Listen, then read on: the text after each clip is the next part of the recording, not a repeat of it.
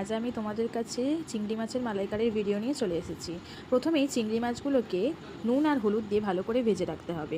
তারপর সিলেতে চারমগজ, পোস্ত আর কাঁচা লঙ্কাকে ভালো করে পেস্ট করে নিতে হবে। তেল গরম হলে জিরে ফোড়ন দিয়ে পেঁয়াজগুলো দিয়ে দিতে হবে। পেঁয়াজগুলো হালকা লাল লাল হওয়া অবধি অপেক্ষা করতে হবে। তারপর টমেটো আর কাঁচা লঙ্কার চিড়ে বা কুচি যাই হোক তোমাদের ইচ্ছা দিয়ে দিতে পারো। তারপর স্বাদ মতো নুন, পরিমাণ মতন লঙ্কা গুঁড়ো দিয়ে দিতে হবে। তোমরা যেরকম ঝাল খাও সেই অনুযায়ী লঙ্কা গুঁড়োটা দেবে। আর কালারের জন্য কাশ্মীরি লঙ্কাটা দিতে পারো, এটা অপশানাল। তারপর একটু হলুদ গুঁড়ো দিয়ে দিতে হবে। ভালো করে নাড়াচাড়া করার পর আদা বাটা আর রসুন বাটাটা দিয়ে দিতে হবে। দিয়ে যতক্ষণ না আদা আর রসুন বাটার কাঁচা গন্ধ যাচ্ছে ততক্ষণ ভালো করে নাড়াচাড়া করে নিতে হবে।